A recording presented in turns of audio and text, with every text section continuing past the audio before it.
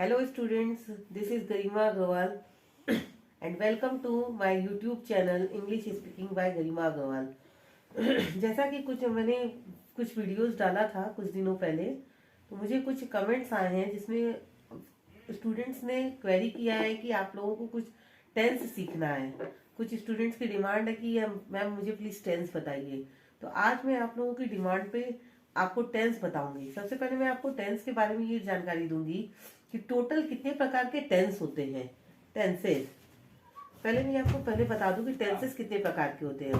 Tenses 12 प्रकार के होते हैं। मेन टेंस होते हैं 3 प्रकार के, present tense, past tense, future tense. Present tense, second one is past tense and the third one is future tense. Present tense means वर्तमान काल, जो इस समय चल रहा है।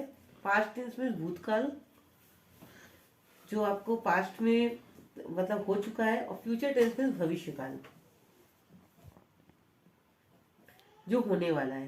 तो इन तीनों टेंसेस में भी 12 प्रकार के टेंस होते हैं। मतलब पहले प्रेजेंट टेंस में 4 टेंसेस होंगे, पास्ट टेंस में 4 टेंसेस होंगे और फ्यूचर टेंस में 4 टेंसेस होंगे। आज मैं आपको प्रेजेंट टेंस के बारे में बताऊंगी। तो प्रेजेंट टेंस मीन्स वर्तमान काल। इसमें 4 टेंसेस होते हैं। पहला क्या होता है? Simple present oblique present indefinite tense. या तो आप सिंपल प्रेजेंट टेंस बोलो या आप बोल सकते हैं present indefinite tense. Second one is present continuous tense. Third one is present perfect tense and the fourth one is present perfect continuous tense. So this is called present tense. In the same way past tense is there. Total there are 12 tenses. In present tense 4 tenses are there. In past tense 4 tenses will be there, and in future tense also 4 tenses will be there. So I am giving you introduction of tenses first. Thereafter I will tell you about simple present tense and present continuous tense today. Now past tense. Past tense in the same way. Simple past tense or past indefinite tense. Second one is past continuous tense.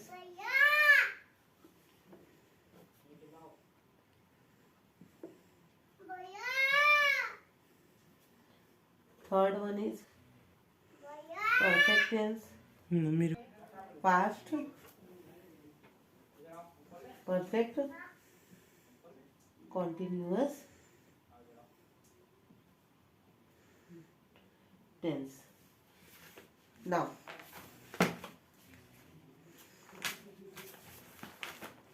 Now future tense, भविष्य काल.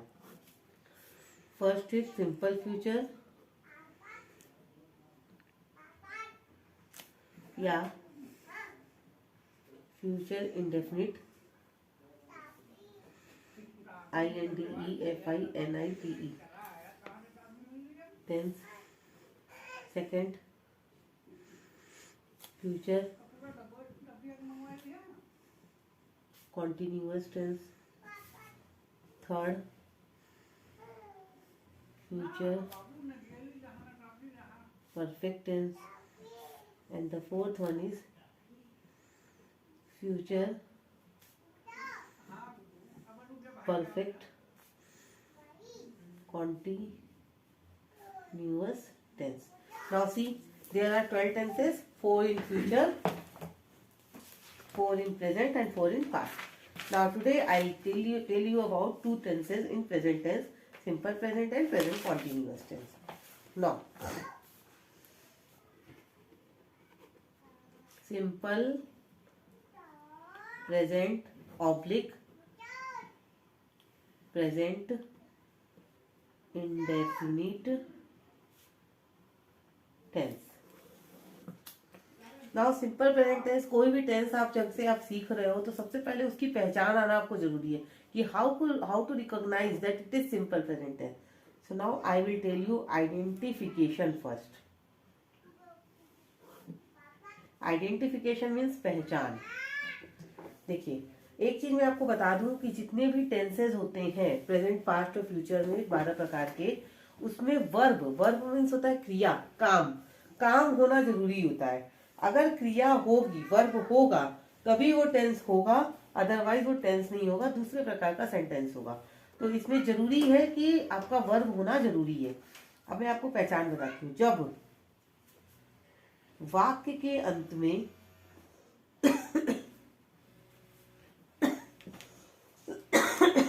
Verb के साथ ता है, ती है या ते है शब्द आए तो वह सिंपल प्रेजेंट टेंस होता है। वर्ब के साथ आना चाहिए। जैसे वह दौड़ता है, तुम पढ़ते हो, हम हंसते हैं, वह रोता है। ठीक है, तो इसको बोलते हैं सिंपल प्रेजेंट टेंस। अब स्ट्रक्चर में बताती हूँ। 4 प्रकार के सेंटेंसेस होते हैं। टेंस में भी 4 प्रकार के सेंटेंस होते हैं। पहला होता है पॉजिटिव, दूसरा निगेटिव, तीसरा होता है interrogative and the fourth one is interrogative negative. Positive means सकारात्मक, निगेटिव मीन्स नकारात्मक, इंट्रोगेटिव मीन्स प्रश्नवाचक, इंट्रोगेटिव निगेटिव मीन्स प्रश्नवाचक प्लस नहीं।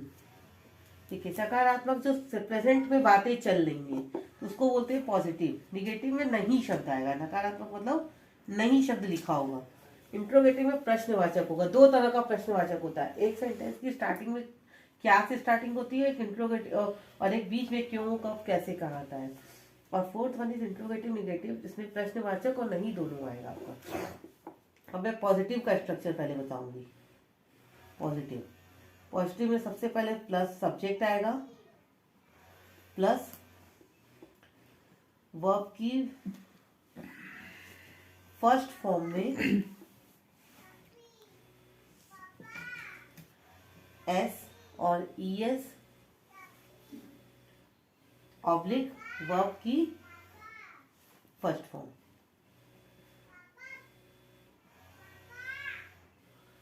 मीन्स इसको बोलते हैं शॉर्टकट वेट में V1 ऑब्लिक V4। V4 का मतलब होता है वर्ब की फर्स्ट फॉर्म में एस और ईएस, प्लस ऑब्जेक्ट अगर हो तो ऑब्जेक्ट, और प्लस कॉम्प्लीमेंट मतलब बचा हुआ शब्द। अब आप लोग पूछेंगे कि ऑब्जेक्ट क्या होता है। तो सब्जेक्ट मतलब जो होता है जो कर रहा है, जो काम कर रहा है, कर्ता बोलते हैं। सब्जेक्ट का मतलब होता है कर्ता, जो काम कर रहा है, जिसके बारे में बात की जा रही है। फिर वर्ब मतलब क्रिया होता है, काम हो रहा है। ऑब्जेक्ट मतलब जिसके लिए हो रहा है। जैसे मैं तुम्हें मारता हूँ, तो ऑब्जेक्ट क्या हुआ, क्या या किसको। क्वेश्चन करेंगे सब्जेक्ट के साथ क्या या किसको से, तो जो मुझे आंसर मिलेगा उसको ऑब्जेक्ट बोलेंगे। उसके अलावा जितने भी बचे हुए शब्द होते हैं उनको कॉम्प्लीमेंट कहा जाता है। ठीक है, मैं एक एग्जांपल आपको जैसे बता रही हूँ।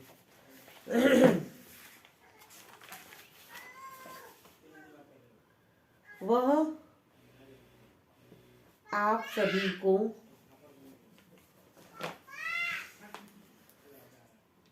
अंग्रेजी पढ़ाता है। अब देखिए, ये ता है, ती है, ते, ये पहचान सबसे पहले आपको जरूरी है कि ता है, ती है, ते है। तो वह आप सभी को अंग्रेजी पढ़ाता है। तो सबसे पहले बोलेंगे वह को क्या बोलेंगे, लड़का है तो ही लगाएंगे। सब्जेक्ट के साथ वर्ब की फर्स्ट फॉर्म या फोर्थ फॉर्म लगती है। तो जहाँ सिंगुलर सब्जेक्ट रहेगा वहाँ वर्ब की फोर्थ फॉर्म लगाएंगे, और प्लूरल सब्जेक्ट और आई यू के साथ वर्ब की फर्स्ट फॉर्म लगाएंगे। तो ये सिंगुलर सब्जेक्ट है, एक वचन वाला है। तो ही पढ़ाने को बोलते हैं टीच, और इसमें हम ई एस लगा देंगे। एस और ई एस लगाते हैं, तो इसमें ई एस लगेगा।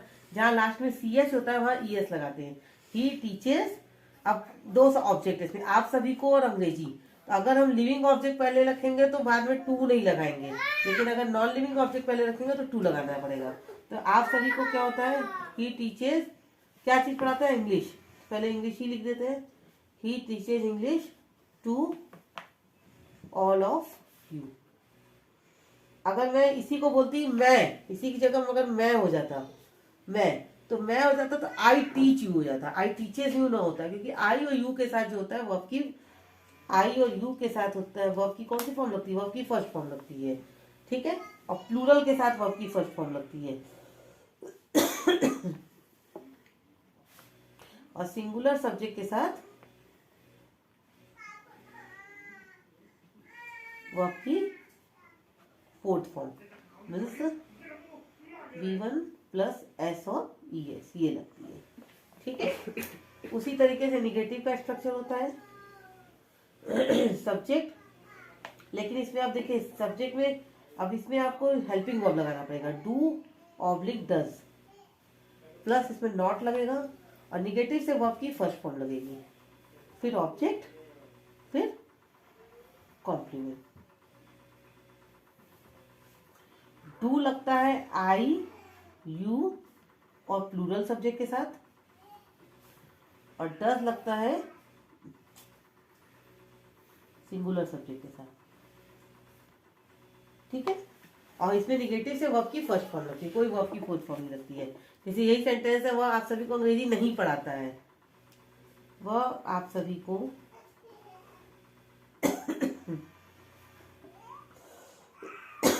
अंग्रेजी नहीं पढ़ाता है, क्या हो जाएगा, ही, अब ही सिंगुलर है आपका तो डज लगेगा इसके साथ, ही डज नॉट। अब टीचर्स नहीं लगेगा क्योंकि हमेशा वर्ब की फर्स्ट फॉर्म लगती है, he does not teach English to all of you, ठीक है।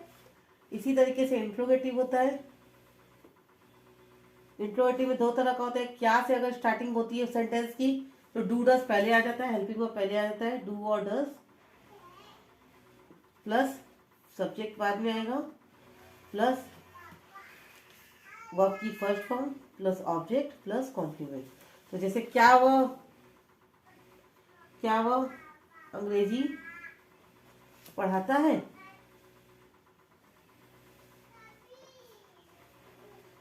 डज ही टीच इंग्लिश, और क्वेश्चन मार्क लगाना जरूरी होता है इसमें, ठीक है। अब इसी में कभी कभी इंट्रोगेटिव में बीच में क्यों कब कैसे कहाँ आता है, तो अगर क्यों कब के इंट्रोगेटिव वर्ड अगर आता है तो इंट्रोगेटिव वर्ड पहले लिखते हैं, प्लस IW मतलब होता है इंट्रोगेटिव वर्ड, प्लस सब्जेक्ट आएगा, तो plus V1 plus object plus complement. जैसे इंट्रोगेटिव वर्ड में interrogative word plus subject, sorry, interrogative word plus do oblique does plus subject plus V1 plus object plus complement. Interrogative word क्या क्या होते हैं, जैसे when, why, how, where, what, अगर बीच में आता है तो व्हाट, ठीक है। उसके बाद डू डज लग जाएगा, do oblique does plus subject plus verb की first form plus object plus complement. जैसे वह अंग्रेजी कैसे पढ़ाता है, क्या हो जाएगा, how does he teach English, ठीक है। ये आपका हो गया इंट्रोगेटिव। उसी तरीके से होता है सेम स्ट्रक्चर इंट्रोगेटिव निगेटिव का, खाली उसमें नहीं शब्द जुड़ जाता है।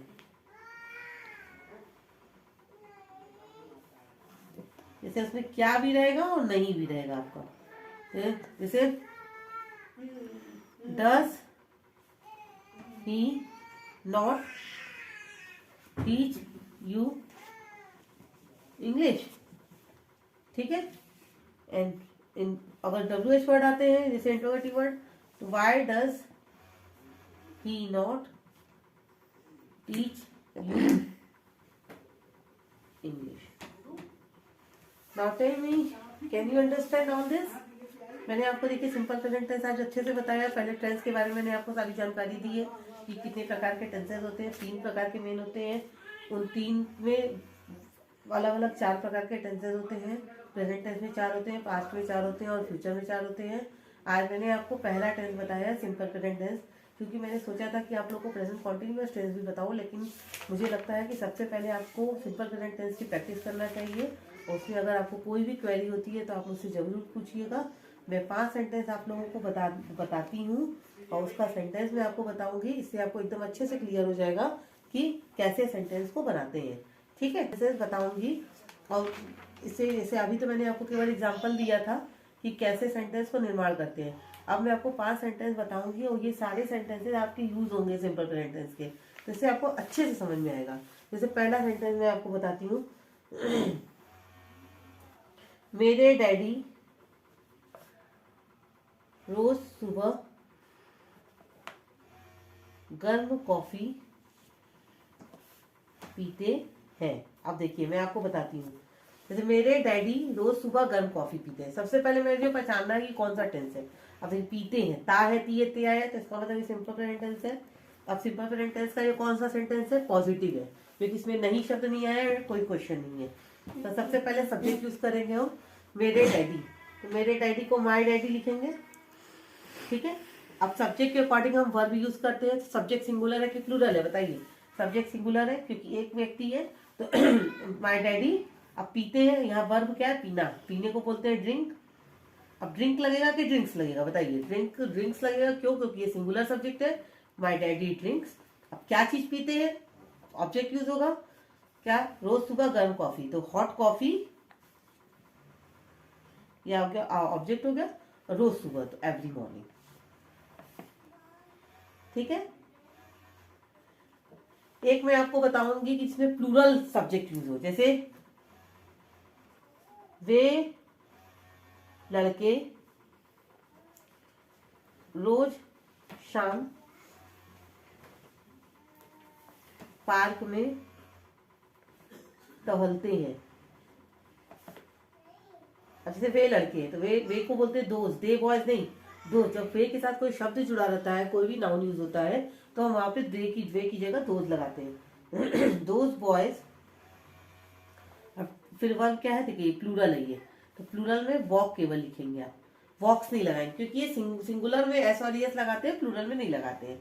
दोस्त boys walk in the park. इसमें देखिए ऑब्जेक्ट नहीं दिया हुआ है, क्या किसको नहीं दिया है, तो ये और कॉम्प्लीमेंट दिया तो कॉम्प्लीमेंट यूज करेंगे। तो those boys walk in the park every evening, ठीक है। अब थर्ड वन, अब मैं एक निगेटिव का बता रही हूँ।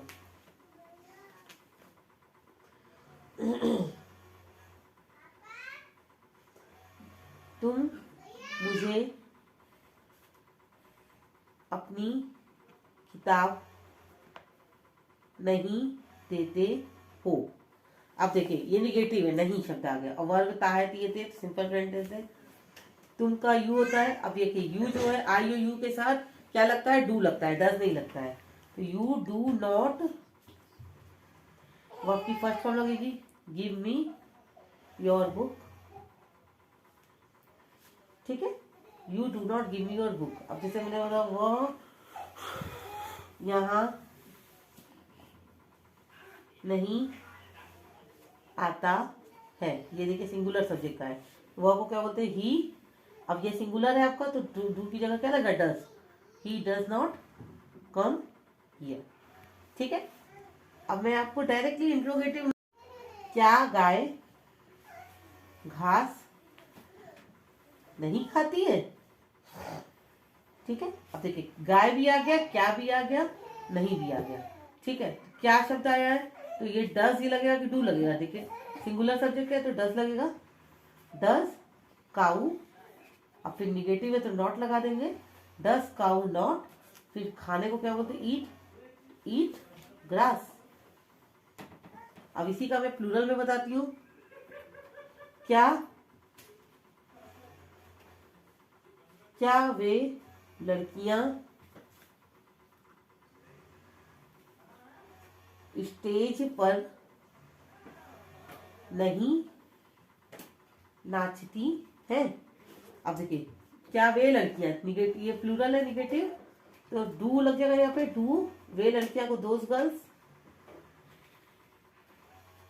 अब निगेटिव है तो नॉट लगाएंगे, सब्जेक्ट के तुरंत बाद नॉट लगता है, not dance on the stage.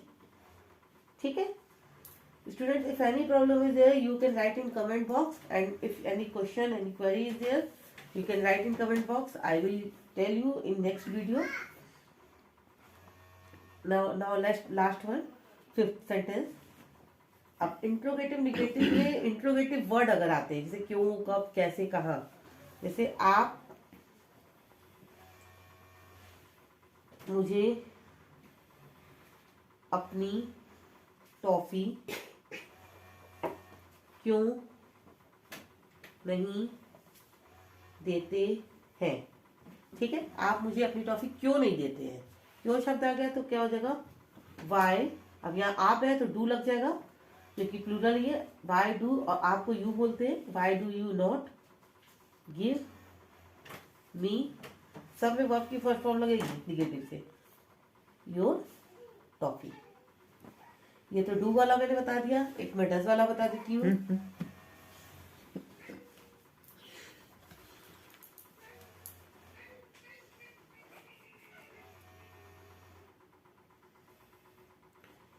लड़के